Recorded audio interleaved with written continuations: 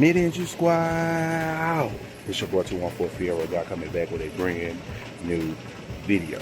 And so in today's video, we actually going to be talking about how to take out your ICM on an 87 or 88 Pontiac Fiero. If you're not following up on YouTube, TikTok, Snapchat, or Instagram, please do so at 214 Fiero. But also go ahead and hit that subscribe button, hit that bell, and triple smash that like button for your boy, because you already know what it is. We out here on this grind. We ain't just out here on this grind. We out here up on this car grind. Go ahead and drop some big fat likes on this video, and also please hype this video, because I want this video to get out to everybody who got a 2.5 liter from an 87 or an 88. All right, y'all. So right now, I just got done removing my ICM tray, which is the initial control module. And so literally it took me a few days to get this bolt out, but I finally got it out, y'all. And so when you're looking at the situation, there is 3 bolts that holds it on, 3 of them. So what you got to keep in mind is, just like with me, I was kind of having problems taking it out because of, I guess I was doing it the wrong way, you know. And so as me being a beginner for this type of car and this type of engine, it was hard. So, you know what I'm saying, I was on this car for at least 3 days, 3 to 4 days, you know. And so that's why I'm super happy to actually be in the Fiero club, or the Fiero community at that, because it's always going to be somebody that comes through and help you. There's going to always be somebody who got a book, or somebody's going to show you something, or somebody's going to tell you something, you know, and you just got to take it and run with it. Now, I know with me, I was not really taking it and run with it. So now I've learned, I see what's going on right now, which this right here is a super easy project, as I was making it hard. So let's go ahead and get into it. All right, y'all. So as you can tell, this is my ICM tray that actually goes, if you can actually see down there, it's a, yeah, y'all. So when you are doing this ICM / crankshaft sensor, so that right there is going to be in your hole right there in the middle where you're going to be putting it at. That right there is where your crankshaft sensor go, which is that right there. That's where I'm zoomed in to show you. That right there is where that right there go, which is actually held on by like two baby screws right there. And so when you're looking at this situation, I know it seems a little hard, but it's not actually hard. And so I had to kind of realize that I had to, you know what I'm saying, I had to make sure that I had everything all together and stuff like that. And so now, you know, looking at this situation, y'all, this is going to be a short video, but I'm just showing y'all that this right here is real easy. So it's 1 bolt here, 1 bolt here, and 1 bolt there. Okay. What I was doing is, I was under the impression that I can just throw it on there.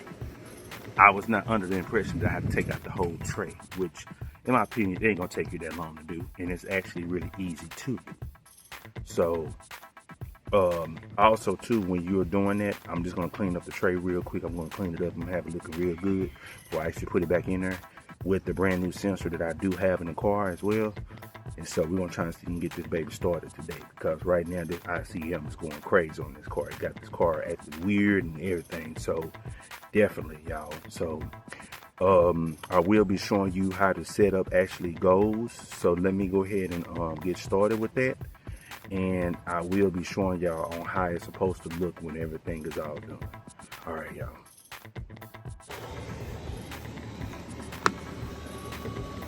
Yeah, y'all. So when you are doing this ICM / crankshaft sensor, so that right there is going to be in your hole right there in the middle where you're going to be putting it at.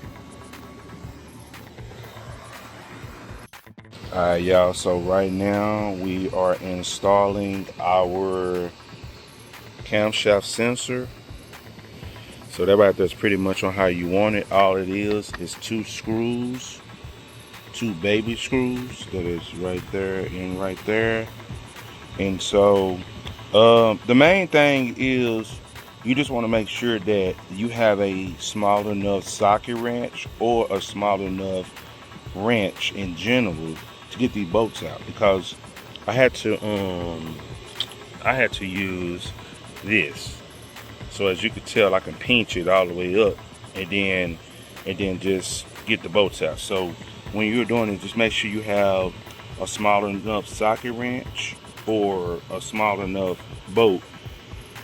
A small enough wrench, my bad, to get that up out of there. Alright, y'all. So we are finally starting to look good on this project. As y'all can tell, I actually got one of my coils on the top of the plate, which actually goes on top of your ICM. Now, basically what this is, which is kind of funny, it almost looks like a little island or something, but pretty much this right here was not a bad job. I mean, I think I was kind of making it worse than what it was, but this is how it's supposed to look. And I'm going to end up putting my other coil on soon so y'all can actually see the full deal. But this is how it's supposed to look, where you basically got your camshaft sensor on, you literally got your ICM on the back plate, and you got your and then you got your top plate with your coil on. Now, like I said before, main thing is when you are doing this also too, please do not forget your Arctic thermal grease. You have to put it on the back of the ICM before you even put it on the back plate. Now, I will tell you this, just kind of clean up the back plate before you put it on there, because at the end of the day, you don't want your back plate looking dirty, and then you don't want nothing messing with the connection or whatever, or however you want to call it. So just make sure you're just cleaning up after yourself when you're doing this. And we are getting closer of getting this car running. So I will be showing y'all the final product when I get done putting the other coil on, so we can actually see if she will get ready. All right, y'all. All right, y'all. So this right here is the full detail on how your ICM to backplate, my bad, y'all. Backplate to ICM to both cars put on with the shield in between. This is on how it's supposed to look. Now, once again, y'all, yes, I made this project longer than what it was, because I guess I was just thinking that I could just throw the cars on top of the shield in the car, which in my opinion, everybody kept telling me to take it out of the car and literally just take off the back shield. And so I'm sorry, y'all, I was being hard-headed. So I do appreciate y'all so much for helping me in the Fiero community, because without y'all, there would not be no Fiero. So definitely, y'all. So we finally got her right. Now it's just time for her to go in. Y'all can tell, brand new camshaft sensor right there. These cars are brand new as well, so really got to worry about that. I do have some extra cars up top, upstairs in my house, so if I do need those, I could definitely get those. But otherwise, check that out. That right there is how it's supposed to look, y'all. So once again, I'm gonna give y'all the steps. First, you got to take out your. Hold on, y'all. All right, let me give you the steps. All right, y'all. So I want y'all to get a notepad and a pen or a pencil, because I'm going to give y'all the steps of taking out your ICM and replacing it, which is very easy. It's not hard. It's not hard at all. It's not hard at all. It's not hard. Like I made it hard because I guess I just thought maybe I could just throw it in, but I was wrong. So first step is to unscrew the 3 bolts that are in the back plate. So when you're looking at the back plate is behind the ICM, because you want them taking the ICM out first. You're going to taking your coils off first. You're going to take all of that off first. Okay. Second step is when you do that, everything should be able to come right out. So you should not be missing anything. You should not be missing any screws or anything. You should just be looking just to make sure that the camshaft sensor bolt behind there is in and not out, not running around in the engine or anything. Making sure that everything is cleaned up around the engine before you get ready to put it in.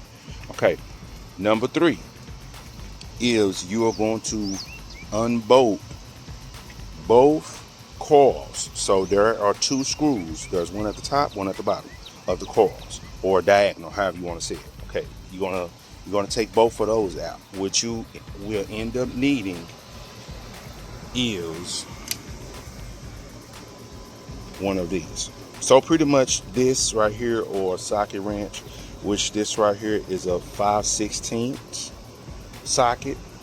So this right here is what you need to take off those bolts on the car packs. All you need is a 5/16. You can have it straight, or you can have it, or you can have it the bent way, however you want to do it. Okay. Next, when you get done with that, you're going to take off the coils. When you get done taking off the coils, you should be able to get to the ICM. Now, this right here is where you have to pay attention. All you did, that's right there's all you need to do to put it back on. So all the steps that I just gave you is what is going to tell you on how to put it back on. So first you're going to put the bolts back in. Then you're going to put both connections back in that's at the top, because there is going to be some connections there too. So you want to put in the 2 connection on there. Just make sure you have some connection grease on there, so then you can have the best, like the best the best connection for you get ready to start your car.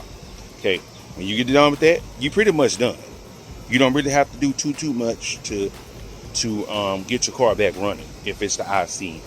And so definitely, y'all, I want y'all to jot this down. I want y'all to share this with people, especially people who got a 2M4 Fiero that's an 86 or an 87.